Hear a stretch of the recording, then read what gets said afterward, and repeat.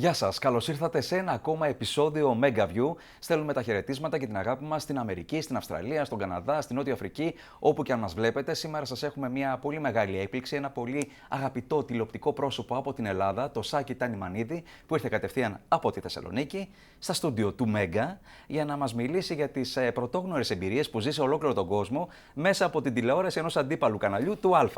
Καλώς ήρθες. Ευχαριστώ πάρα πολύ για την πρόσκληση. Είμαι πολύ συγκινημένος, πρέπει να πω κι εγώ. Μην βάλεις τα κλάματα ακόμα. Έκλαιγα όταν ανέβαινα τις σκάλες. Ναι. Γιατί όμως είμαι συγκινημένος, θέλω να το πω στους τηλεθεατές σας, ανά τον κόσμο, διότι ήθελα πάντα να πάω σε μια εκπομπή που να λέω βγήκα σε αυτή την εκπομπή που έβγαλε τον Brad Pitt και τον Tom Cruise και τον Ομπάμα. Ποιον άλλο έχεις βγάλει? Νομίζω ότι στην Ελλάδα είσαι πιο hot από όλους αυτούς. Σε αυτή μου με πήρα συνέντευξη, είχαν τον Brad Pitt και τώρα είμαι εγώ. Για τον Γιώργο είναι το ανέκδοτο, το ξέρεις με τον Πάπα που λέει, που τελειώνει το ανέκδοτο και λέει ποιος είναι αυτός δίπλα στον Σατσίδη, ο Πάπας. Έλα μωρέ, νομίζω ότι τα παραλές. Λοιπόν, έχετε κάνει τρομερή αίσθηση στην Ελλάδα και σε ολόκληρο τον κόσμο που σας βλέπουν μέσα από το World Party, με τα ταξίδια που κάνετε, με τον συνάδελφό σου, τον συνεργάτη σου. Ναι, με τον Γιώργο τον Μαυρίδη και με τον Θοδωρή τον Πλακίδη και τον Γιώργο τον Λέτζα τον Κούρο κάνουμε αυτή την εκπομπή, το World Party, τα τελευταία 2,5 χρόνια περίπου. Και σε όλες τις περιοχές που μεταδίδεται το MegaView έχουμε πάει. Λοιπόν, θέλω να μου πεις να έχετε πάει σε όλες τις περιοχές αυτές και έχετε πάει σε πολύ περισσότερες ακόμες που δεν μεταδίδουμε, δεν μεταδιδόμαστε στον Αμαζόνιο νομίζω. Α, δεν δείχνεται με Αμαζόνιο MegaView. Μπραζίλ πρέπει να βλέπει, αλλά δεν ξέρω αν ο Αμαζόνιος βλέπει. Τα ανακόντα έχουν πάθει θελητικό μου.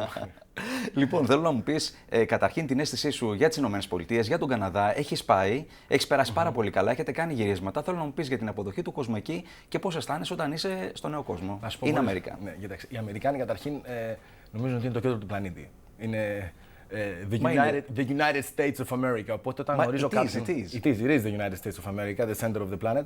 Αλλά όταν γνωρίζω έναν Αμερικάνο, το αγαπημένο μου αστείο του λέω Where are you from? Και μου λέει I'm from the US. Και λέω. Το κοιτάω πάντα, λέω US. That's the country below Canada, right? Και τρελαίνονται όλοι. Αλλά είναι αλήθεια αυτό που είπες. Ναι. Είτε το θέλουμε είτε όχι, θεωρητικά φέτος να λέω, ενώ στην εποχή που ζούμε, οι Ηνωμένες Πολιτείες μπορούν να θεωρηθούν το κέντρο του πλανήτη. Ο Καναδάς είναι μια πιο ήρεμη δύναμη, αλλά είναι και αυτή δύναμη. Πώς ήταν η αίσθησή σου όταν βρέθηκες εκεί για πρώτη φορά? Στην Αμερική, για πρώτη φορά εγώ πήγα με τους γονείς μου όταν ήμουν περίπου 12 χρονών, με τον πατέρα μου. Αλλά μετέπειτα πήγα σπούδασα στην Αμερική, ζούσα 2 χρόνια στη Βοστόνη, έκανα το μεταπτυχιακό μου εκεί και είναι ίσως 2 από τα πιο ωραία χρόνια της ζωής μου. Τι είναι αυτό που σου αρέσει περισσότερο στην Αμερική σε σχέση με την Ευρώπη, που πιστεύεις ότι υπολείπεται η Ευρώπη σε σχέση με την Αμερική? Γενικότερα η Ευρώπη σίγουρα δεν υπολείπεται της Αμερικής, έτσι, διότι η Αμερική υπολείπεται της Ευρώπης την κουλτούρα. Δεν έχει την κουλτούρα, την παιδεία, έτσι, και την γεύση που έχει η Ευρώπη. Και την ιστορία ίσως. Καλά, 100%. Ωστόσο όμως στην νέα εποχή φαίνεται να είναι πολύ πιο μπροστά σε πολλά πράγματα, έτσι, και στο πώς λειτουργεί ο σύγχρονος κόσμος. Η Αμερική αυτό που έχει είναι ένας πιο flat τρόπος ζωής. Και αυτό εδώ για κάποιους είναι πολύ καλό.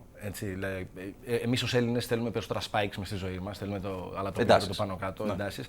Στην Αμερική όλα είναι λίγο πιο εύκολα όταν είσαι εκεί πέρα. Υπάρχουν μεγάλοι δρόμοι, υπάρχουν μεγάλα αυτοκίνητα, υπάρχει φθηνή βενζίνη, υπάρχουν πολλές επιλογές, υπάρχουν πάρα πολλές επιλογές. Έτσι. Και είναι μια χώρα η οποία από μόνη της αποτελεί ταξιδιωτικό προορισμό για τους ανθρώπους που ζουν εκεί μέσα. Δηλαδή, το Γιούτα με το Μαϊάμι δεν έχουν καμία σχέση. Η διαφορά που έχει μία πόλη με την άλλη δεν έχει σχέση με το πόσο διαφορετική είναι η Θεσσαλονίκη από το Ρόδο, ας πούμε. Έχεις κάνει ταξίδια επαγγελματικά εκεί με το World Party. Θέλω να μου πεις σε ποιες πόλεις πήγες και ποιες πρόκειται να επισκεφτείς, γιατί πρόκειται να ξαναπάσεις στις ΗΠΑ. Με το World Party, όχι μόνος μου, έχουμε πάει στην Νέα Υόρκη, όπου τραγουδήσαμε με τον Naked Cowboy στη Times Square. Αυτό ήταν ένα εκπληκτικό γεγονός, μπορώ να πω. Το κάνατε χειμώνα, βγήκατε γυμνή όπως ο Naked Cowboy? Το κάναμε χειμώνα και ήμασταν στο όριο να πάθουμε πνευμονία. Καθίσαμε 1 ώρα με 5 βαθμούς Κελσίου. Δεν ξέρω πώς το κάνει αυτός ο άνθρωπος. Και πρέπει να είχε, χιλιάδες κόσμο να περνάει από εκεί πέρα. Και εμείς είμαστε ημίγυμνοι με ένα άσπρο βρακάκι, με ένα σοβρακάκι και να τραγουδάμε. Δεν ξέρουμε να τραγουδάμε κιόλας.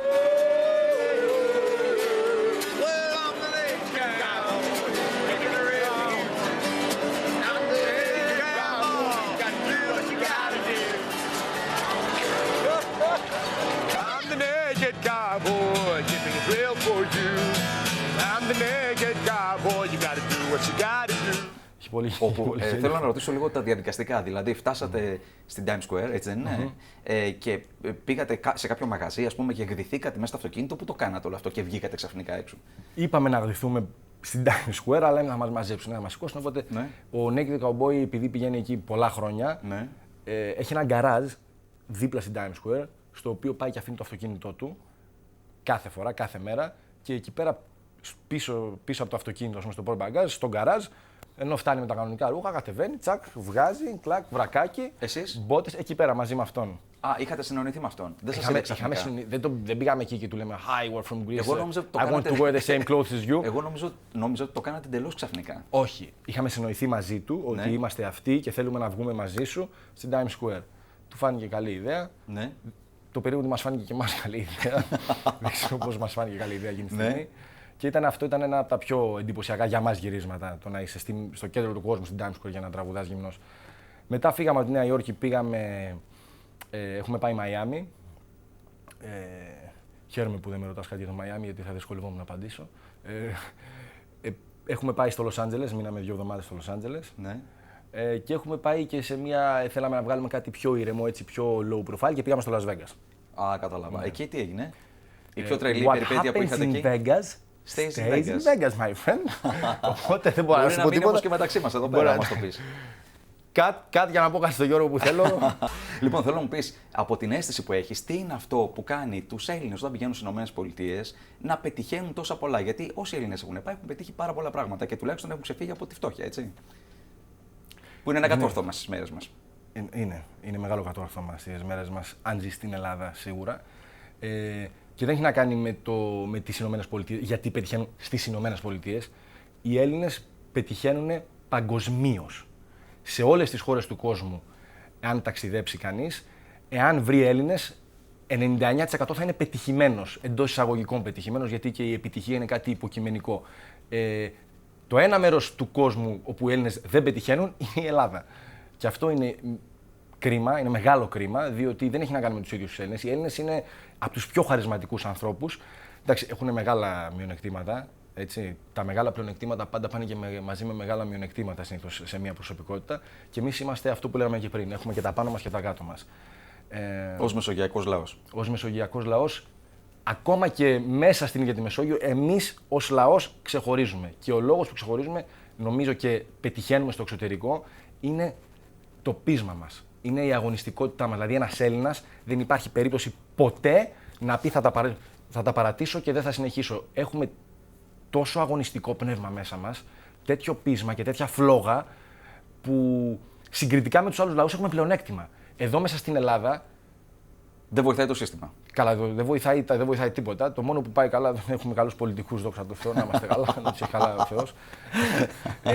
Αλλά εδώ συναγωνίζεσαι με τους άλλους Έλληνες, που είναι και αυτοί ανταγωνιστικοί. Όταν πηγαίνεις έξω, δεν υπάρχει τόσο μεγάλη φλόγα μέσα στα στήθια των άλλων λαών. Και έχει πλεονέκτημα ο Έλληνας. Ναι. Γι' αυτό νομίζω εγώ ότι είτε βλέπεις στη Γερμανία πας, στην Αυστραλία πας, στην Αμερική πας, βλέπεις ανθρώπους πετυχημένους. Ναι, σε βλέπω ότι έχεις ένα παράπονο από τους Έλληνες πολιτικούς και από την κατάσταση που ζούμε εδώ πέρα, έτσι. Νιώθεις περίεργα. Όχι, εγώ είπα ότι οι άνθρωποι είναι τέτοιο, δεν υπάρχει καλύτερο επίπεδο πολιτικών. Είμαστε πολύ τυχεροί ως λαός που τους έχουμε και έχουν φέρει την χώρα σε αυτή την κατάσταση τα τελευταία 30 χρόνια.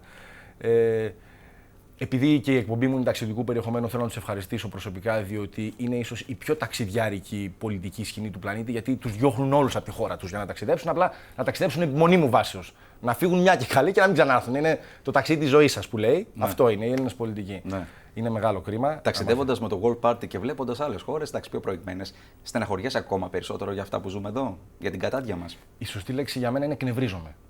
Εκνευρίζομαι γιατί. Αυτό που έχω αποκτήσει και το θεωρώ το πιο σημαντικό πράγμα με τα ταξίδια είναι η δυνατότητα της σύγκρισης. Όταν έχεις τη δυνατότητα της σύγκρισης, μπορείς να κρίνεις. Αν για παράδειγμα για μια ζωή οδηγάς. Μάρκες μπορούμε να πούμε, πειράζει.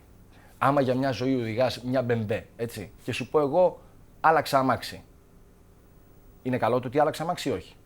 Εξαρτάται. Πήγες σε Λάντα ή πήγες σε Φεράρι? Αυτό όμως το ξέρεις μόνο άμα ξέρεις και τα υπόλοιπα αυτοκίνητα. Το ίδιο συμβαίνει και με τα ταξίδια. Τα ταξίδια σου ανοίγουν τον ορίζοντα και μπορείς να συγκρίνεις πράγματα ιδέες, ανθρώπους και καταστάσεις. Και αφού έχει κάνει τη σύγκριση, που έχουμε φτάσει. Και η σύγκριση είναι η εξής. Η Ελλάδα είναι με διαφορά η πιο όμορφη χώρα στον κόσμο.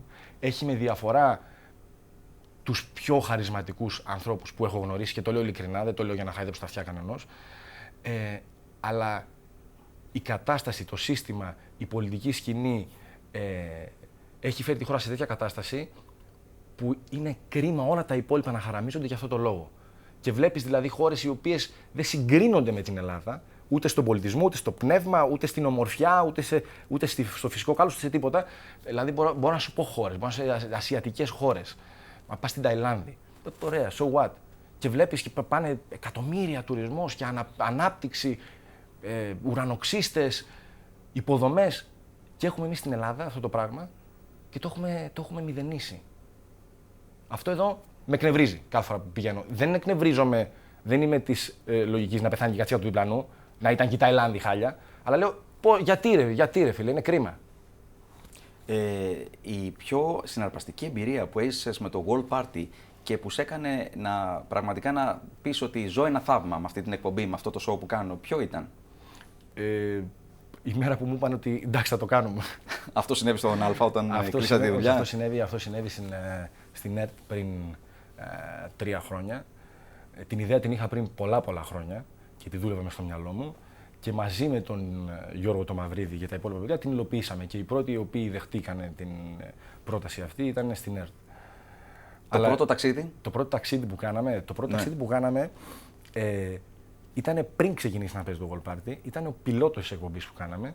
Γιατί εγώ είχα πάει την πρόταση αυτή σε κάποια κανάλια και πήγα και τους χτύπησα την πόρτα στο κανάλι, ανοίξανε, μου είπαν καλησπέρα και λέω: έχω μια ιδέα να σας πω. Μου λένε: πες μου, τι ιδέα? Λέω, σκέφτομαι να ταξιδεύω όλο τον πλανήτη με τους κολλητούς μου, να κάνω χαβαλέ και να με πληρώνετε. Και με κοιτάξαν και μου λένε: πολύ καλή ιδέα, και μου κλείσαν την πόρτα. Οπότε δεν γινόταν έτσι. Οπότε κάναμε έναν πιλότο της εκπομπής για να τους δείξουμε αυτό που έχουμε στο μυαλό μας. Και αυτό το ταξίδι ήταν στον Παλί της Ινδονησίας. Πολύ exciting έτσι για πρώτο ταξίδι. Ήταν κάτι το διαφορετικό. Μένεις μόνιμα στη Θεσσαλονίκη, ωστόσο ξέρω ότι αγαπάς την Αθήνα, έρχεσαι συχνά εδώ. Όχι και τόσο συχνά βέβαια. Αλλά τέλος πάντων έχεις κάποιες αγαπημένες γειτονιές που θέλω να μου πεις ποιες είναι αυτές. Επειδή είμαι λαϊκό παιδί και λαϊκός χαρακτήρας, μου αρέσουν έτσι τα παραδοσιακά στενάκια κτλ. Μ' αρέσει πάρα πολύ η Εκάλη. Ναι. Ναι. Η Κηφισιά. Βλέπεις απλούς λαϊκούς ανθρώπους να περπατάνε στους δρόμους. Παλιατζίδες να φωνάζουν. Γλυφάδα επίσης, γλυφάδα έτσι, γιατί δεν μπορώ αυτούς τους ψιλομέτρες. Ναι, είναι πιο LA. Όχι, γενικώς πέρα από πλάκα μου αρέσουν τα νότια, γιατί είμαι παιδί του καλοκαιριού, μου αρέσει πολύ το καλοκαίρι. Ναι. Οπότε τα νότια γενικότερα, προάστια. Τα νότια προάστια μου αρέσουν περισσότερο. Κατάλαβα, ωραία. Αν και χτες συγκεκριμένα ήμουνα στην Κηφισιά, ναι. Και πρέπει να πω ότι με εντυπωσίασε. Ένιωθα ότι ήμουνα στη Ζηρίχη κάπου, στην Μπάνκουστράσα και περπατάω. Λοιπόν, η Αθήνα γιορτάζει στις 31 Οκτωβρίου, είναι το World City Day, είναι η Παγκόσμια ημέρα πόλεων και η Αθήνα γιορτάζει. Το discovergreece.com που είναι μαζί μας σε αυτή την εκπομπή, στο Megaview πάντα, και μπορείτε να το επισκεφτείτε αυτό το site για να δείτε τις πραγματικές ομορφιές της Ελλάδας, αλλά και μια αντίληψη διαφορετική για το τι σημαίνει η Ελλάδα ολόκληρο το χρόνο.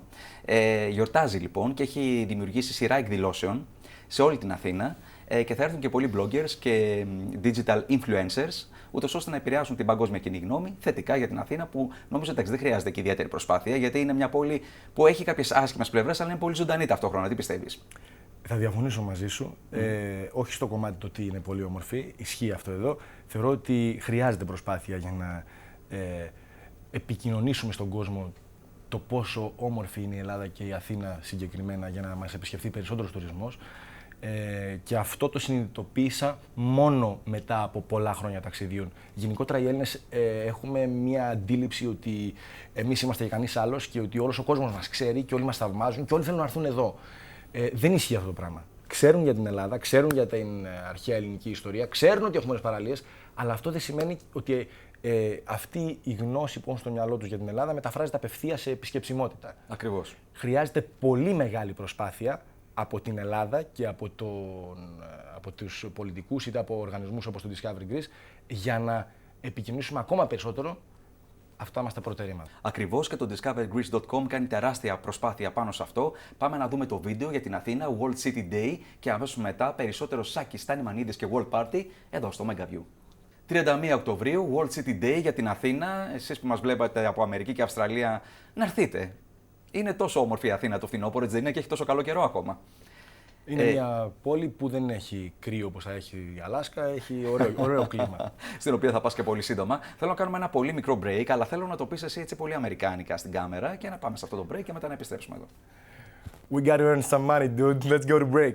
Επιστρέψαμε λοιπόν εδώ στο Megaview. Σε όλους τους αγαπητούς τηλεθεατές ανά τον πλανήτη, Μαδαγασκάρη, Αιθιοπία και Ζάμπια, σας καλησπερίζουμε. Μαζί μας έχουμε σήμερα τον Στάρ, Γιώργο Τσατσίδη. Γιώργο, καλησπέρα. Ευχαριστούμε πάρα πολύ. Καλησπέρα και πάλι. Σάκης Στανιμανίδης, World Party, που μεταδίδεται στον Α, αλλά εντάξει, γενικώς αγαπιέται από όλο τον κόσμο. Τον αλλάξαμε τον ρόλο, νόμιζα θα συνεχίσουμε τέτοιο. Εγώ ήθελα να σε ρωτήσω κάποια πράγματα. Τώρα, εντάξει, τι θες να με ρωτήσεις? Ήθελα να σε ρωτήσω το εξής. Ναι. Αν μπορούσες να παίζεις σε μία ταινία από αυτές που έχουν γυριστεί, σε ποια θα ήθελες να πρωταγωνιστείς? Νομίζω σε μια κλασική, τις 9,5 εβδομάδες. Λοιπόν, θέλω να πάμε στο θέμα. Αν πρωταγωνιστήσεις, τι θα γινόταν 12,5 εβδομάδες. Λοιπόν, έχεις huge Instagram.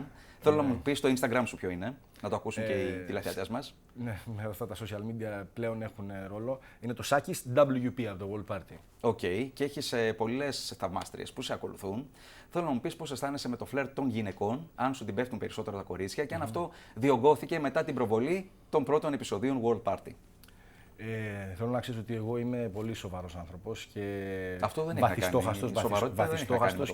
βαθιστόχαστος που το φλερτ είναι τώρα τι είναι αυτά τα πράγματα.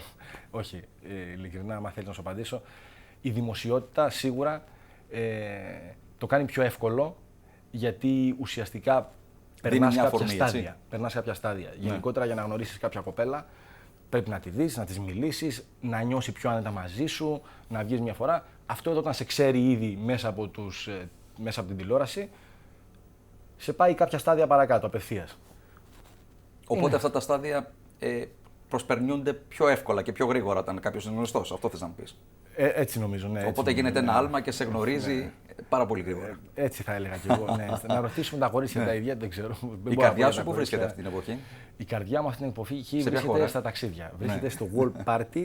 Έχω κάνει focus 100% στο να υλοποιήσουμε και την επόμενη σεζόν. Έρχεται ένα δίμηνο ταξιδίων για σένα, το οποίο είναι πραγματικά συναγωνιστό. Πες μας λίγο τις χώρες που θα επισκεφτείς. Δεν μπορώ να τους πω όλες τις χώρες, γιατί έχουμε υπογράψει όρκους σιωπής με αίμα στον Α.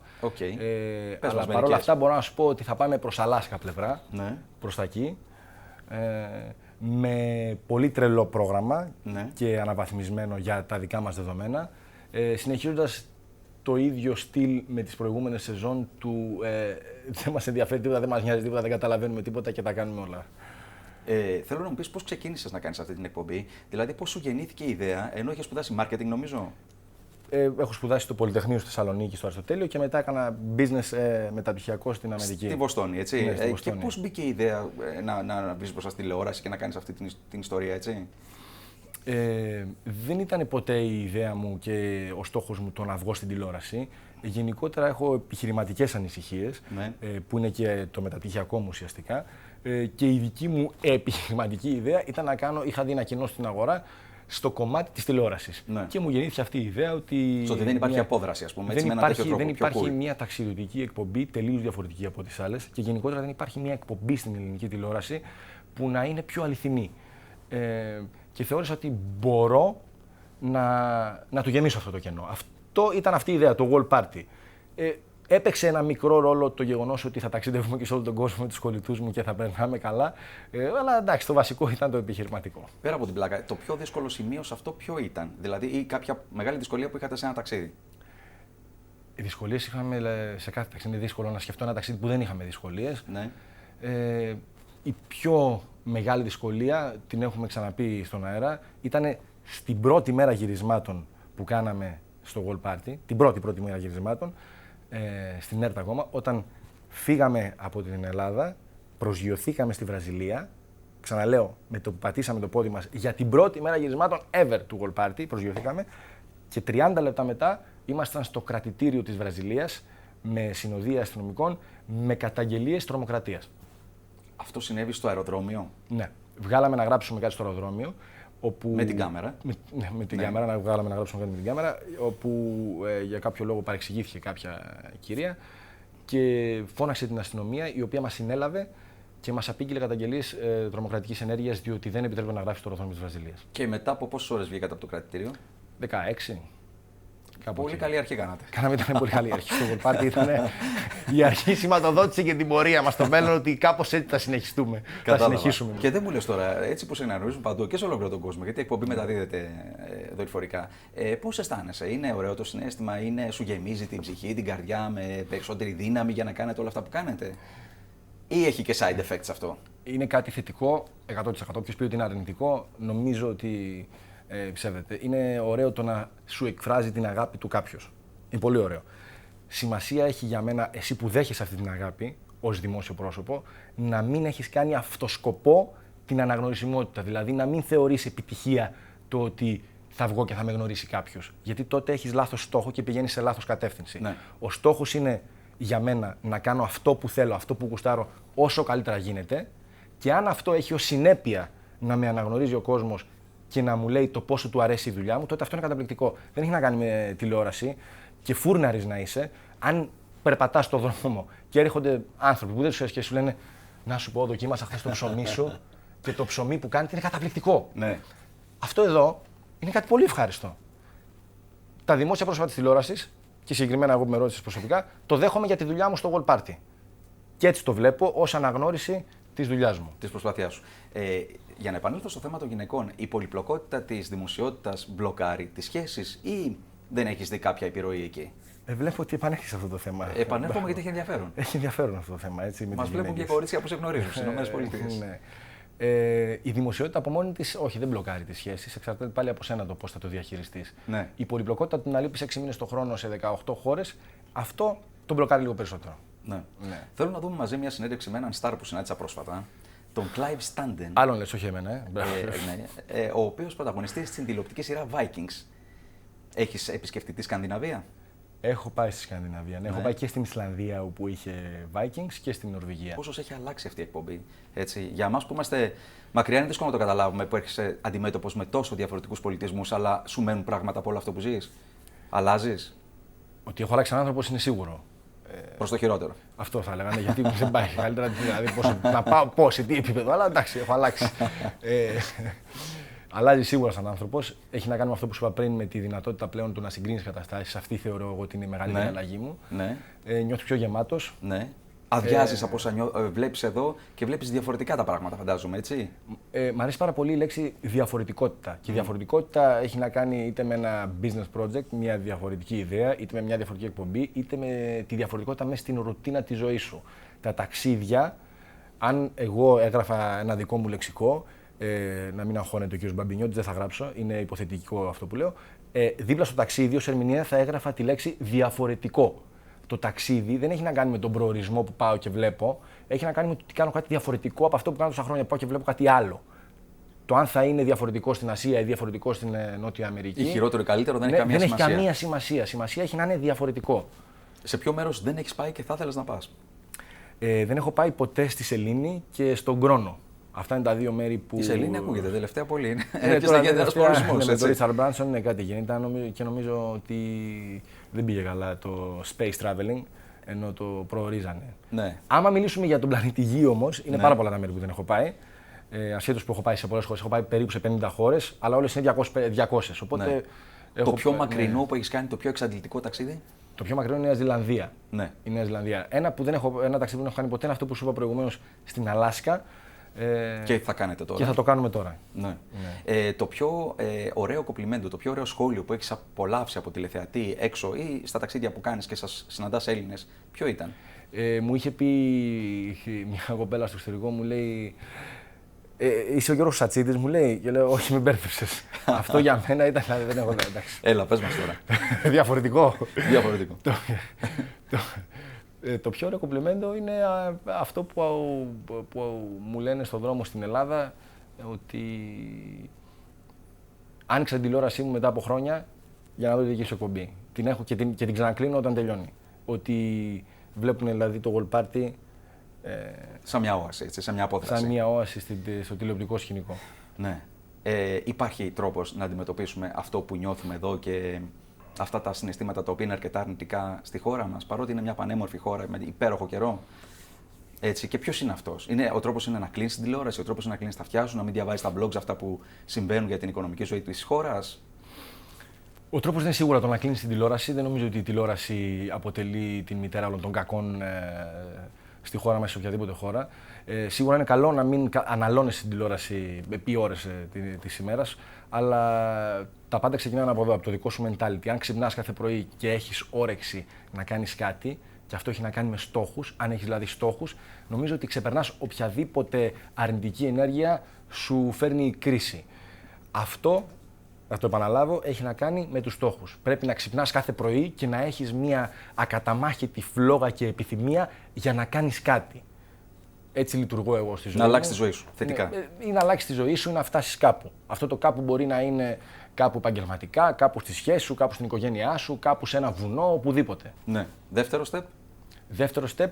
Δεύτερο step είναι να το συνειδητοποιήσεις ουσιαστικά εσύ και εκτός από θεωρητικά που το αναφέρω αυτή τη στιγμή εγώ, να το κάνεις κιόλας. Ναι. Συγκρίνοντας με τα ταξίδια σου, τους λαούς, τι πιστεύεις ότι πρέπει να αλλάξει ο Έλληνας στο mentality, στο attitude, προκειμένου να ξεφύγουμε, έτσι να πάμε καλύτερα? Δεν πρέπει να είναι τόσο σταρχιδιστής. Μπιπ. Ναι. Που σημαίνει? Που σημαίνει ότι να παίρνει τα πράγματα λίγο πιο σοβαρά, να μην τα συνδέει όλα. Σημαίνει ότι αυτό το έλα βρε αδερφένα, έλα ρε αδερφένα, αυτό εδώ πρέπει να το ξεπεράσει λίγο, ναι. Και να αρχίζει να φέρνει αποτελέσματα. Είτε μιλάμε για την κοινωνία, είτε μιλάμε για την προσωπική του ζωή. Πρέπει να είναι result oriented.